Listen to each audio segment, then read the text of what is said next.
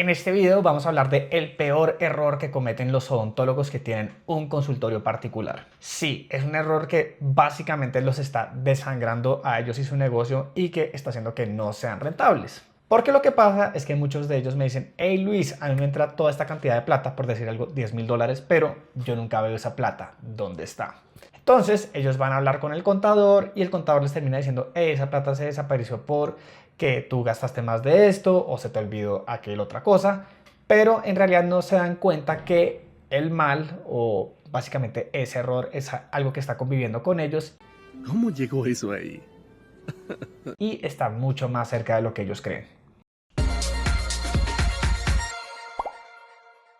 Hola crack digital, ¿cómo estás? Mi nombre es Luis Naranjo Duplat. He hecho marketing digital para odontólogos desde el 2019. He tenido la posibilidad de conocer a todo tipo de dentistas, odontólogos normales y particulares que tienen solo una unidad, odontólogos que ya tienen una clínica con 7-8 unidades como María José Riveros, e incluso inversionistas de Dentix que tienen cientos de consultorios en el país. Bueno, más allá de eso, hay una cosa que he identificado que es el mayor error que cometen los odontólogos y paradójicamente es un gran acierto para todos aquellos que están trabajando para una clínica dental. Y bueno, para no extender esto más, que todos detestamos estas introducciones que son larguísimas y no dicen nada, ¿cuál es ese peor error?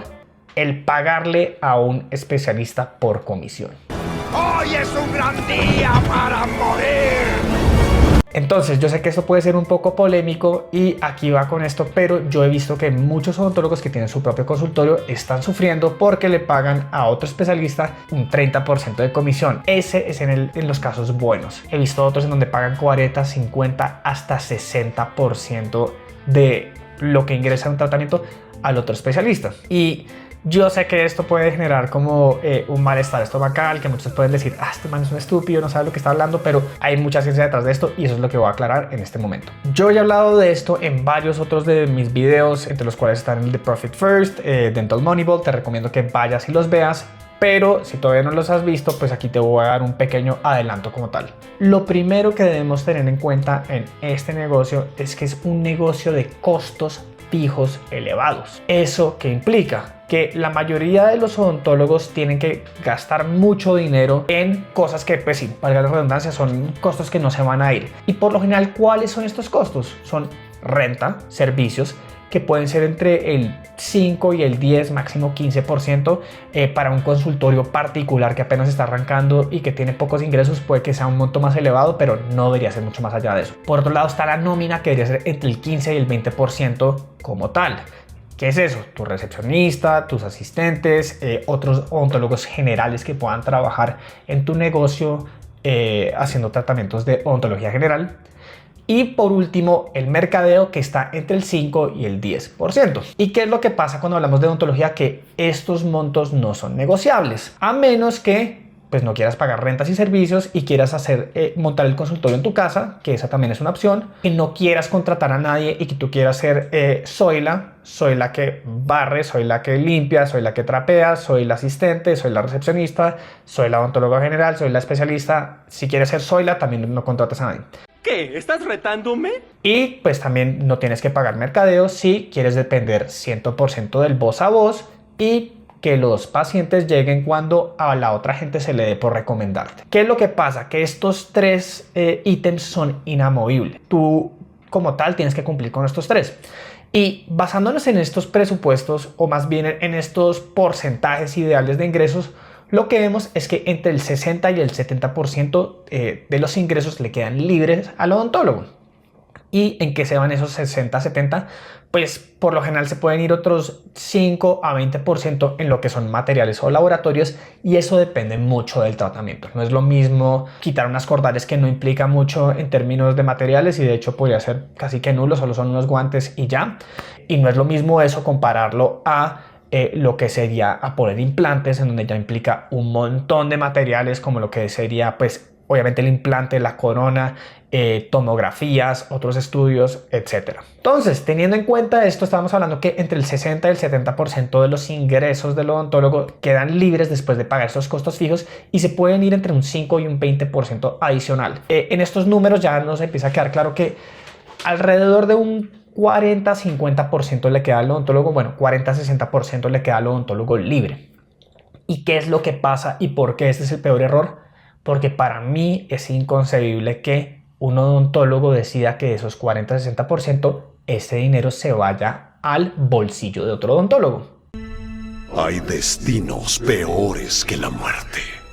Y es que eso no tiene mucho sentido. Yo puedo estar vendiendo un montón, puedo estar vendiendo un caso de All-on-4 de implantes, puedo vender un caso de, no sé, 16 carillas de porcelana y yo no le tengo que decir a un odontólogo cuánto es esto, pueden ser más de $10,000, pero es que si esos $10,000 a ti solo te está quedando entre el 5 o el 10%, pues la pregunta es quién está trabajando para qué. Y eso nos lleva a pensar que el modelo de negocio de un odontólogo que contrata a otros especialistas para que haga otros tratamientos dentro de su clínica está supremamente mal. ¿Y por qué está supremamente mal? Básicamente porque esto nos dice que tu modelo de negocio está jodido. ¿Por qué tienen que arruinar las cosas que yo quiero? ¿Por qué tu modelo de negocio está jodido? Porque piénsalo bien. Tú como tal tienes que pagar nuevamente lo que es la renta de los servicios, o sea, tú tienes que poner tu consultorio por un lado, por el otro tú tienes que hacer todo lo que es de mercadeo y ventas, tú tienes que poner anuncios, ver cómo captas pacientes nuevos, por otro lado tienes que agendar a esta gente, convencerlos, tú no tienes que convencerlos, pero decirles como que hey, les vas a vender tratamiento, tú te encargas de eso, si el día de mañana llega a haber algún tipo de demanda, ¿quién la asume? Pues tú. ¿Y qué pasa? Tú asumes todos los riesgos. y al final del día estás contratando a alguien para que haga el trabajo y a ti no te queda nada al respecto. ¡Ya, zapa! Entonces aquí viene algo y esta es una cosa que recomiendo hacer y ya la voy a explicar muy bien, y es si tú eres un odontólogo que está pagándole a otros especialistas un 30-60% de comisión por su trabajo, pues esto está muy mal, te estás quebrando.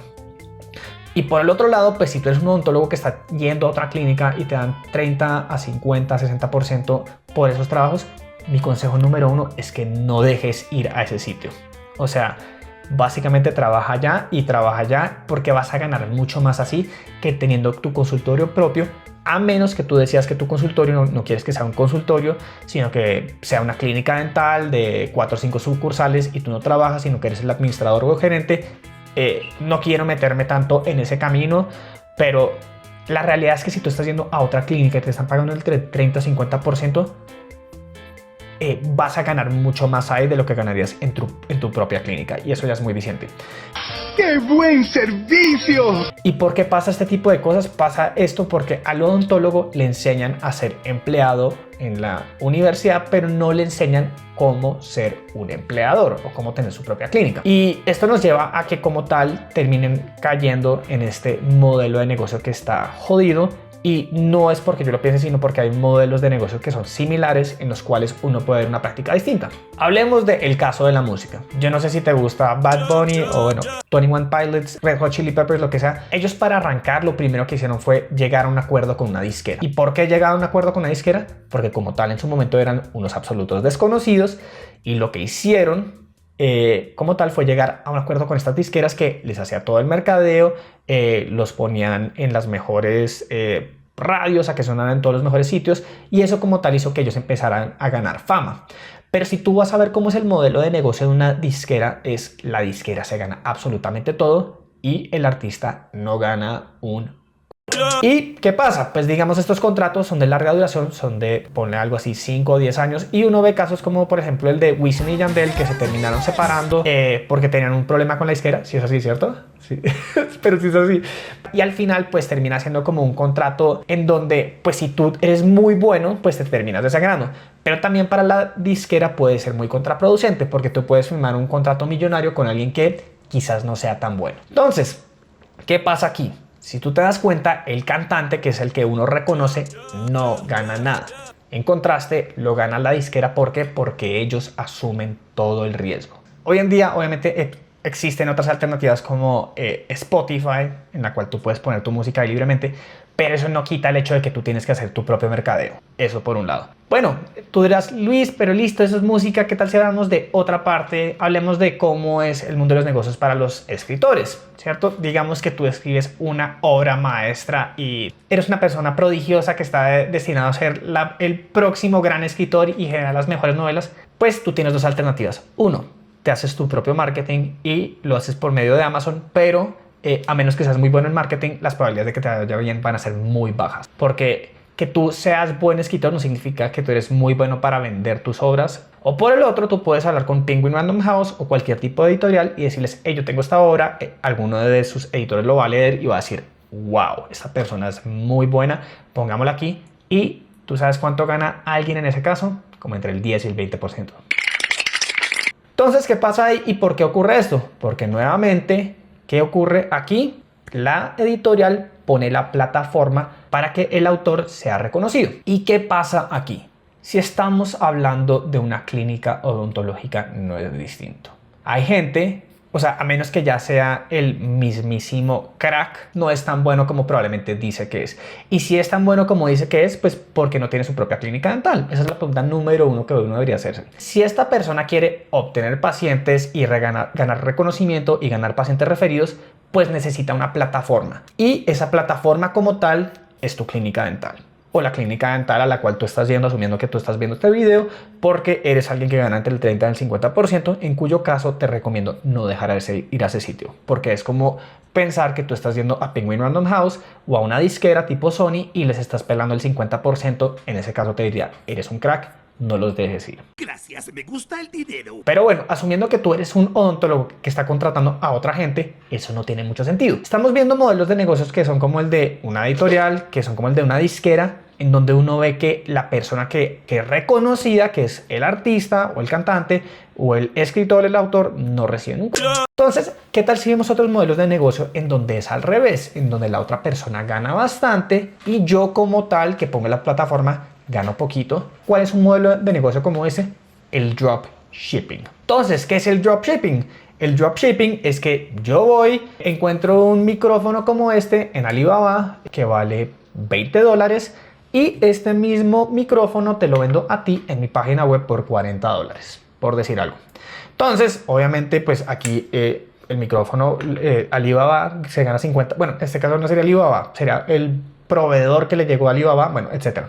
Yo le pago al 20, yo tengo que pagar la plataforma de Shopify o lo que sea de mi página web y tengo que pagar el mercadeo, entonces digamos que a mí me queda un 30%, etcétera, y así está bien. ¿Qué pasa? Tú vas a ver un montón de videos de estos en YouTube e incluso en redes sociales y te van a decir que el dropshipping está muerto. ¿Y por qué está muerto? Porque es que para que esto funcione necesitas tener un volumen altísimo de ventas. O sea, no está mal que tú le ganes un 10, 20 o 30% a esto si tú estás vendiendo miles de unidades al mes. ¿Y qué pasa? Esto puede ser parcialmente cierto con la odontología. Si tú estás vendiendo más de 1000 tratamientos al mes, pues no importa si tú solo le ganas el 10 o el 20% porque tú estás trabajando en un negocio de volumen. Pero ¿qué pasa? Si tú estás viendo este video, probablemente eres alguien que está vendiendo entre 5, 10 a 20, 30 tratamientos nuevos al mes o incluso tratamientos viejos también. ¿Y qué ocurre con esto? Pues que si tú estás contratando a otro especialista para que haga los tratamientos por ti, tienes algo así como un modelo de dropshipping en donde tú no vendes mucho, tienes una tienda que vende $2,000, $3,000 o $4,000 al mes, pero esa tienda que vende $2,000, $3,000 o $4,000 al mes es un negocio ficticio, porque de esos $2,000, $3,000 o $4,000, quedémonos con un número, $4,000. De esos $4,000 hay $2,000 que nunca fueron tuyos. Y probablemente se fueron otros 500 o 1000 en gastos de mercadeo y en poner la plataforma, lo que sea. Y incluso en las comisiones. Es un negocio de $4,000 en donde en realidad a ti te queda 1000. ¿Y qué ocurre?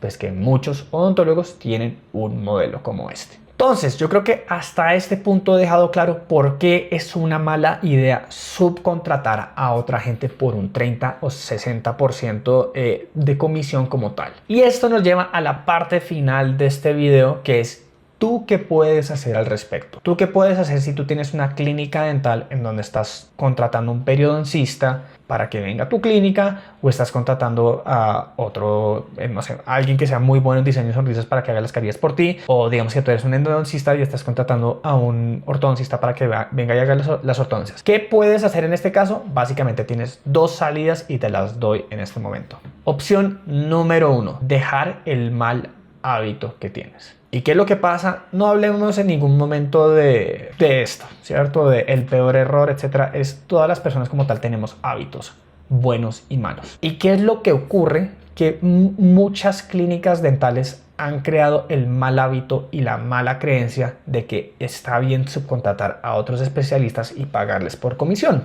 Como tal, una de las cosas más complicadas para uno como ser humano en términos como biológicos o lo que sea es eliminar esos malos hábitos. ¿Por qué la gente fuma si sabe que es muy malo para el cuerpo? Porque les gusta o porque no conocen otra opción y saben que lo tienen que dejar, lo han intentado varias veces, pero les ha parecido tan difícil de dejar de fumar que simplemente recaen. ¿Por qué la gente que es obesa nunca sale de ese circuito? Porque nunca cambian sus hábitos alimenticios. Prefieren comer basura o no cuidarse o no hacer ejercicio. Bueno, en fin, muchas cosas, pero no erradican esos malos hábitos. ¿Y qué pasa con un odontólogo que vende $5,000, $10,000 al mes, pero que de esos 5,000 o de 10,000, pongamos algo, el 40% de su cartera es de tratamientos de otro odontólogo? Pues está teniendo esa mala práctica, en donde poniéndolo como un tipo de analogía de salud, es como si el 30-40% de tu negocio fuera grasa pura. ¿Y qué pasa? Pues si el 30 o el 40% de tu negocio es grasa, ¿cierto? Son esas llantas. Lo primero que tienes que hacer es eliminar ese 30-40%. Entonces, ¿cuál es la alternativa aquí? Que tú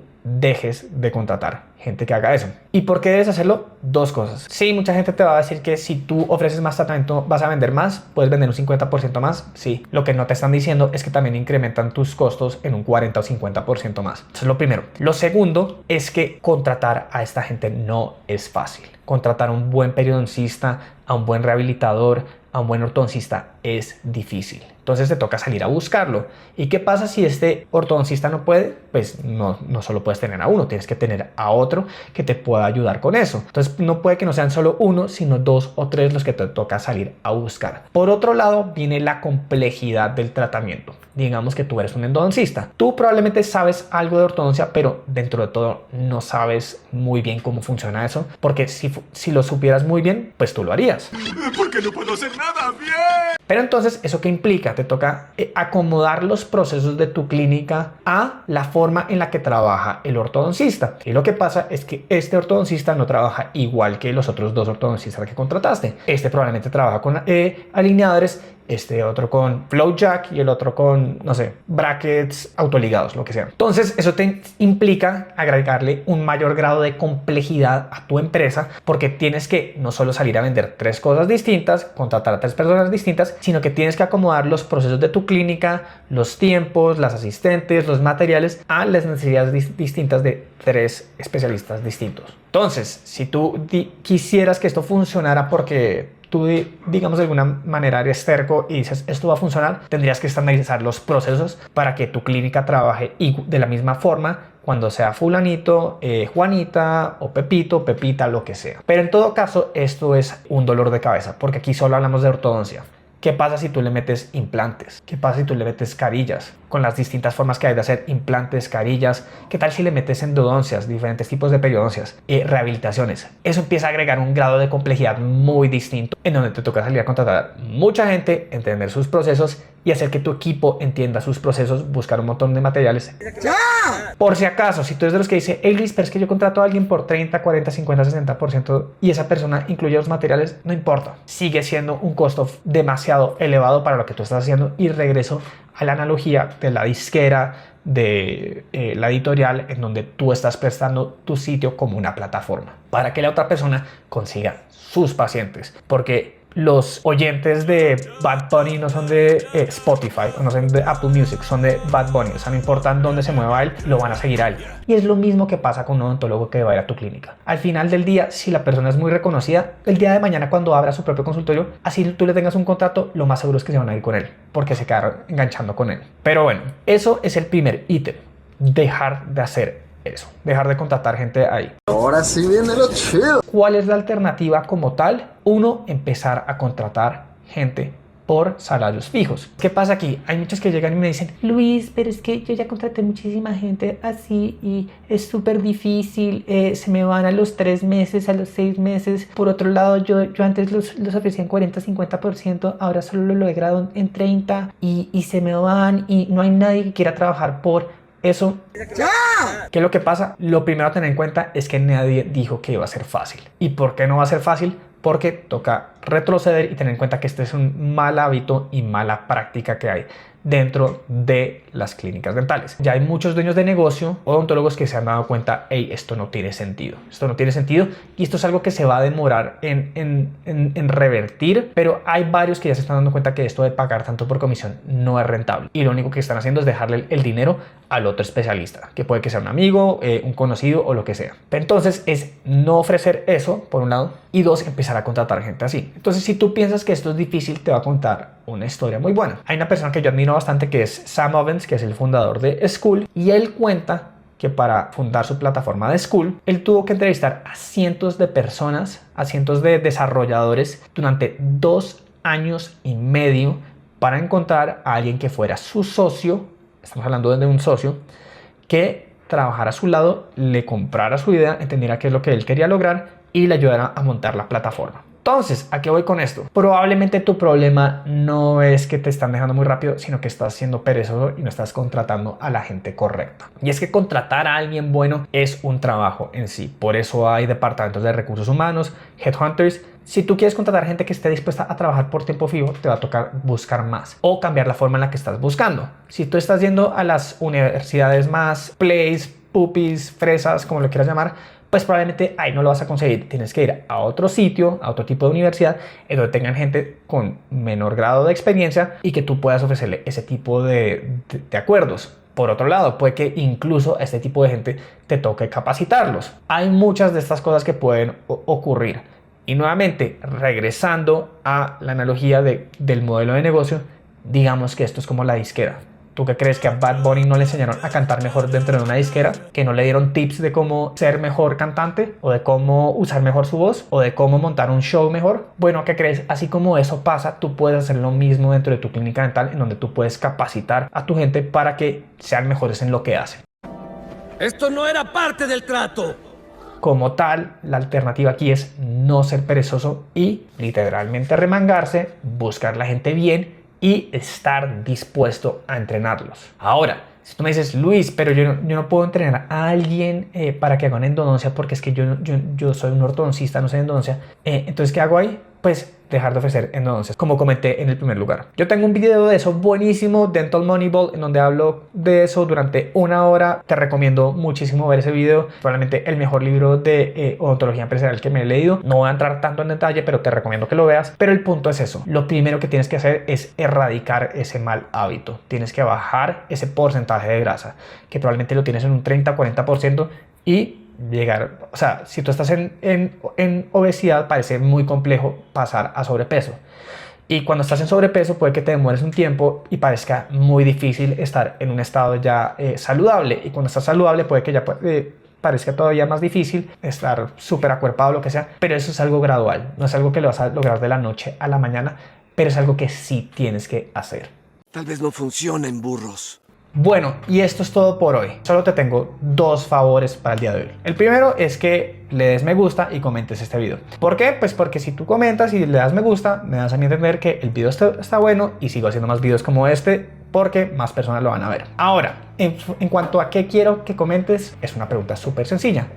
¿Tú qué porcentaje le estás pagando a otros especialistas? Ponlo abajo. Y 2, pues si tú eres alguien que está trabajando para otras clínicas, pon cuánto te están pagando. A mí me interesa saber esto, y probablemente a la otra gente que se meta en los comentarios también le va a interesar saber cuánto están pagando para llevarse una idea. Eso es lo primero. Y lo segundo es, si te gustaría vender más, llegar a unos $5,000 o $10,000 en ventas, te invito a que hagas parte de nuestra aceleradora de clínicas dentales. Hemos ayudado a más de una docena de odontólogos a conseguir estos resultados, y tú puedes agendar una cita en el enlace que está abajo. Bueno, listo, esto es todo por hoy. Te dejo ahí un par de videos más para que veas y espero que te haya gustado.